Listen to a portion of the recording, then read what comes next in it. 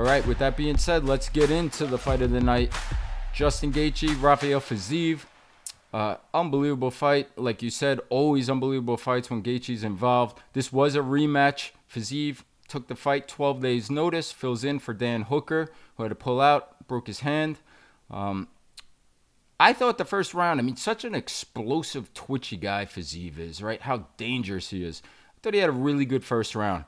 And Gaethje makes adjustments, has a beautiful, huge second round, nice right uppercut, drops Fiziev, wins a round, and then we go to the third round. In the third round, I thought whoever wins this round wins the fight. Fiziev starts fast. I thought the first minute and a half or so was all him. And maybe, you take a fight on 12 days notice. The gas tank's a little bit running low. Maybe he's a little calculated going in. But credit to Gaethje, doing what he always does. Finds a way. I thought took over the last few minutes of the round. I agree with the decision. Thought went to the right guy. Justin Gaethje winning a unanimous decision. What'd you think of the fight? What'd you think of Gaethje's performance? And that puts him right back in the mix for title talks. Well, great fight, as I said, Bud. Great setup there, Bud. That's it. I interviewed Gaethje on ESPN with my man Brett, and right afterwards. And, he talks in interviews the way he fights. Straight ahead, honest, straightforward. You know what I mean? Like we asked him, how'd the kicks feel? Not that great, But he said, he goes, I was okay to the head. He goes, the body kick. He goes, I felt that.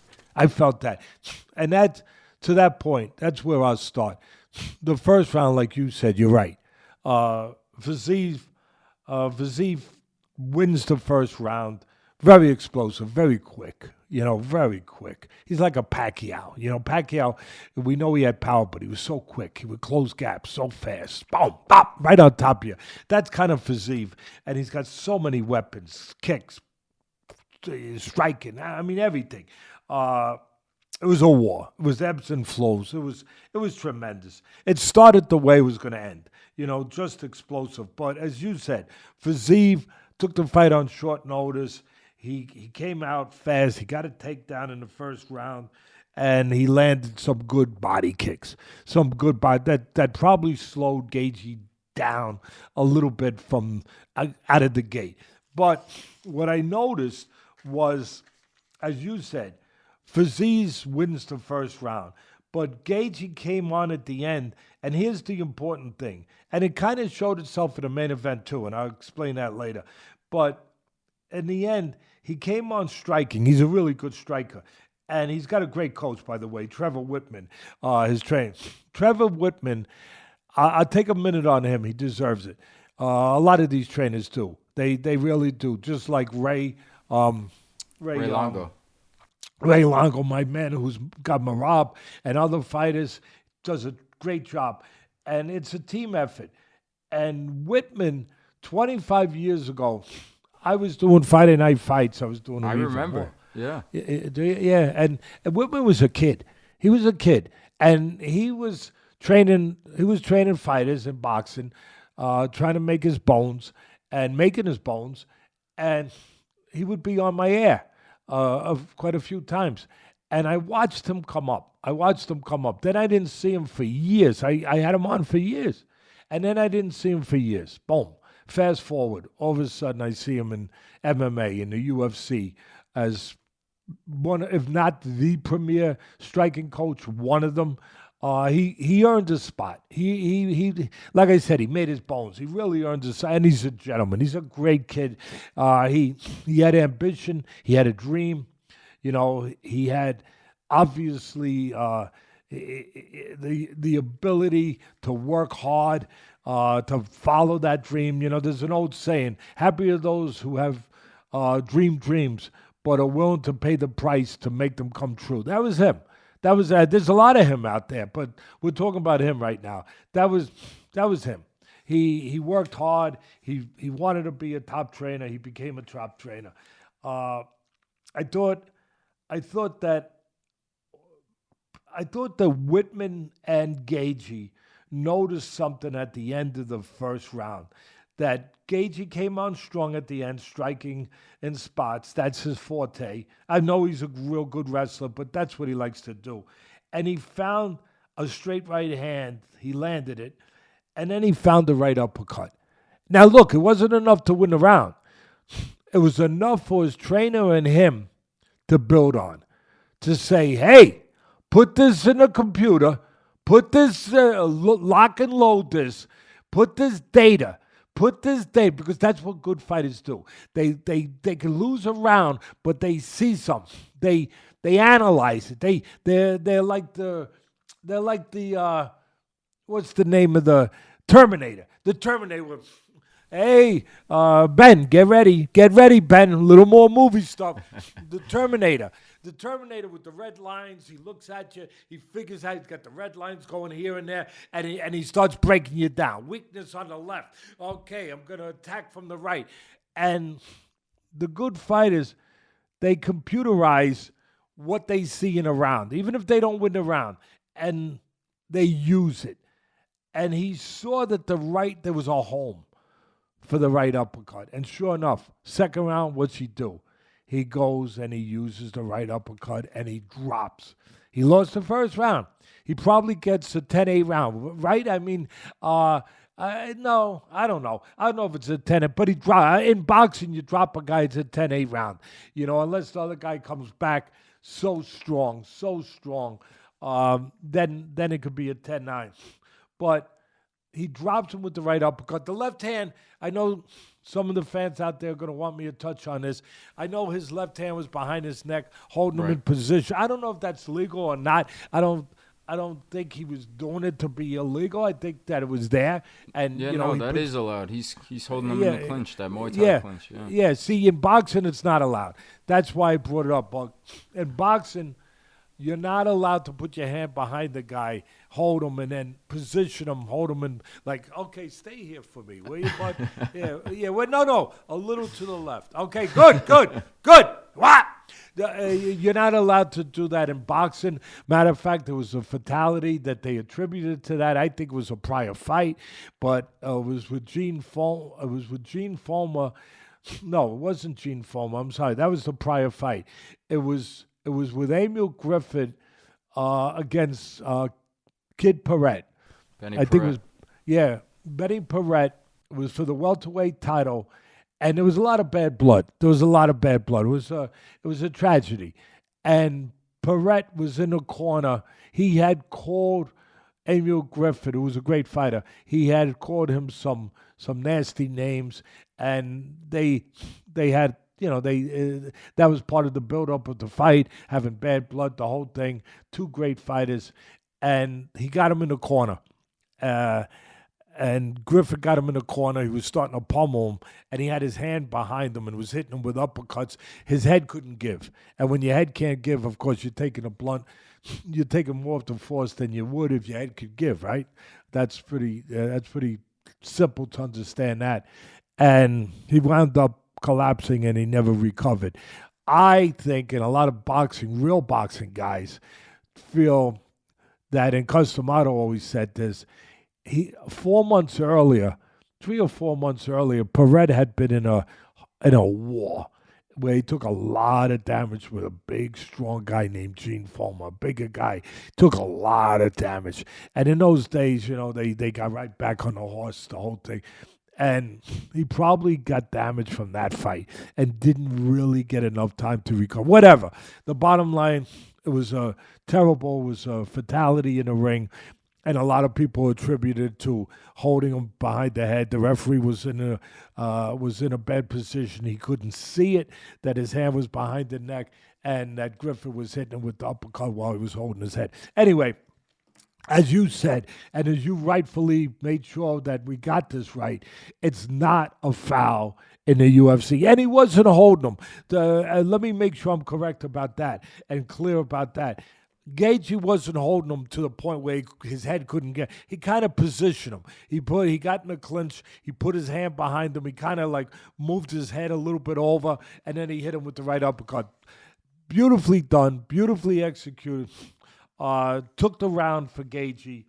And as I said, he saw an opportunity to land that punch from the end of the first round, the round that he lost. But he saw an opportunity to do it. He did it. And then it came down to what you said, bud. It came down to who's going to win. It was a war. Back and forth, 1-1. Who's going to win the second?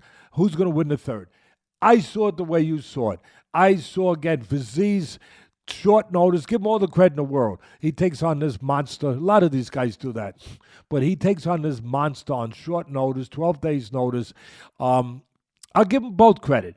Maybe his petrol, his gas tank was starting to go a little, the needle was starting to go the wrong way, right? Towards the E. But I give credit to Gaethje. He stepped it up. He stepped it up to make sure that there was no petrol left. You know, you can save petrol if you don't have to push the gas pedal. You can save gas. He made him push the gas pedal, to Gaethje's credit. To Whitman's credit in the corner, I know he told him, come on, push. We got to take advantage of this. What good is it knowing that he took it on short notice if we don't take advantage of it? So he wins Fiziev wins the first half of the third round, comes out really, as he does, you know, explosive, quick, you know, doing a good job, you know, striking with the kicks, you know, with everything. But Gaethje, where he impressed me is he's always balanced. He's a terrific striker. Why? Because he's always got his legs under him. Like we say in boxing, he doesn't get over his skis. You know, he doesn't let his head get out in front of his legs. He brings his legs. I teach that. Good trainers teach that, where you wanna have your legs under you at all times, where you're balanced and you can get power. You're not out of position. And you're not vulnerable defensively that way, where you're reaching in, you're leaning in, and you're more vulnerable to counter punches. He's got his legs under him. He closed the gap. That was the key for me. Fiziev, you know, a little quicker, very explosive. He needs a little room sometimes. Get those legs off, get off some of those quick hands.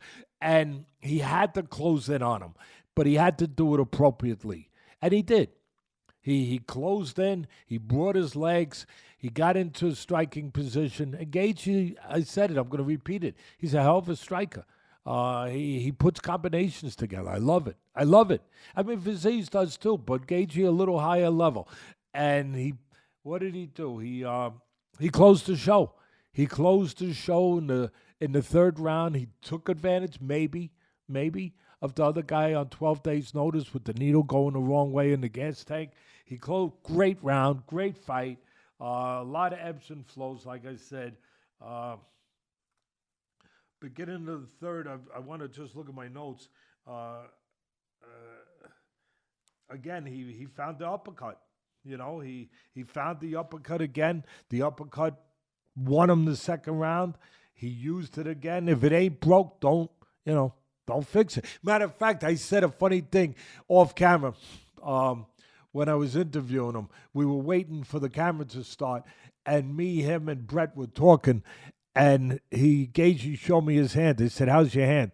Is it damaged? He goes, this. And look, he went like this. He goes, this is a little bit, I'm looking at it. It's like a claw. You know what I mean? The claw. Remember the claw? Ben, get on it. The claw, right? So he goes, yeah, it's a little. And I'm looking at it. I said, did you do that during a fight? Or, nah, it's been that way for a while. This little guy here, he doesn't cooperate all the time. So I'm looking at his fingers like a claw, right? And I said to him, there's a case. You have something, you can use you can create a new phrase, a new saying. Don't fix it if it's broke. If it's broke, don't fix it. They laughed, they chuckled. I said, it's broke, but it works for you, don't fix it. So he used that right uppercut, what he found. He used it in the third round, late. Came back in that round, close round.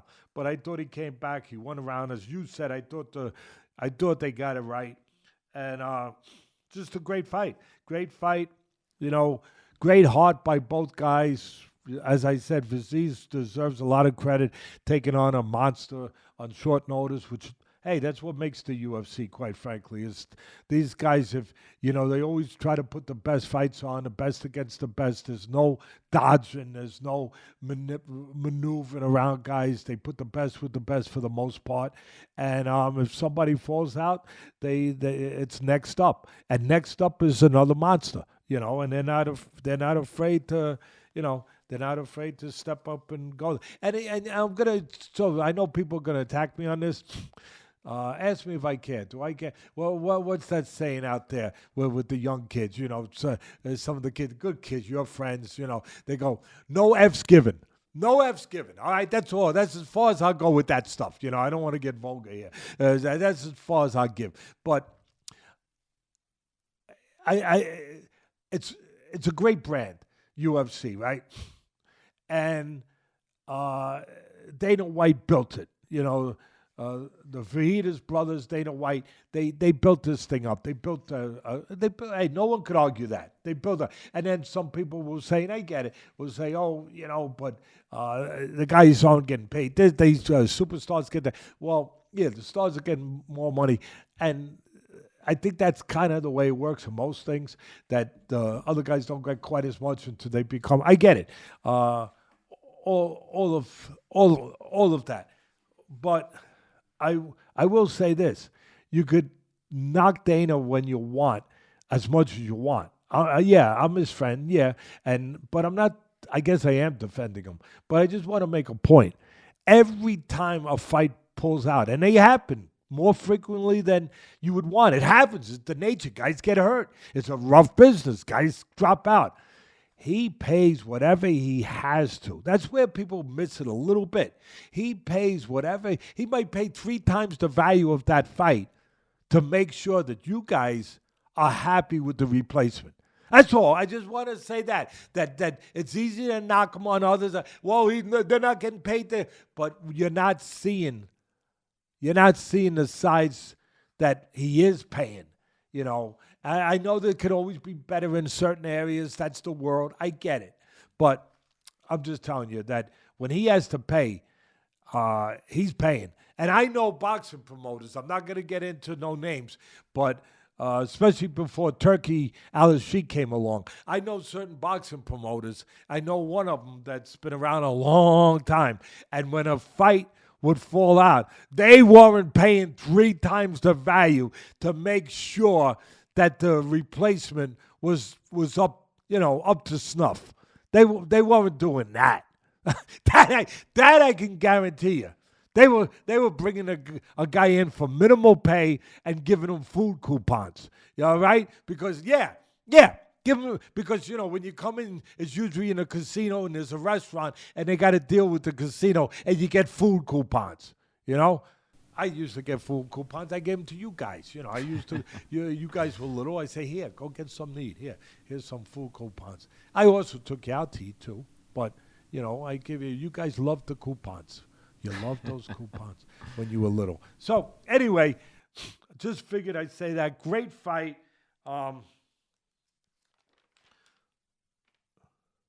That's it. I mean, I could go and see a trilogy with that one. I mean, well, you can't have a trilogy if it's not 1-1. It's 2-0 for Gaethje. So I want to see Gaethje. I would think he probably gets he probably gets a title fight. I think he's kind of earned he's a number spot. 3. He's ranked right? number 3. He's right there. Yeah, he's in the conversation. No and I know he came off that very rough loss. He was probably out for almost a year. Let's give him a little credit for that, too. I give credit to Fiziev, which he deserves it, taking a fight on 12 days' notice. But, man, Gaethje, it was close to a year, I think, Bud, that he, That's what I wanted to say. This was his return fight since losing to Max Holloway with the vicious knockout in the final seconds at UFC 300. So, yeah, he overcame that, as well as Fiziev, obviously, from the mental side, to put on another extremely impressive performance. And like you said, great fight. I was bummed, I'll be honest, when I heard Hooker was out, but this lived up to all we could ask for a replacement fight. So tremendous by both guys. Can't wait to watch what's next for Gaethje. Anybody he fights, sign me up. So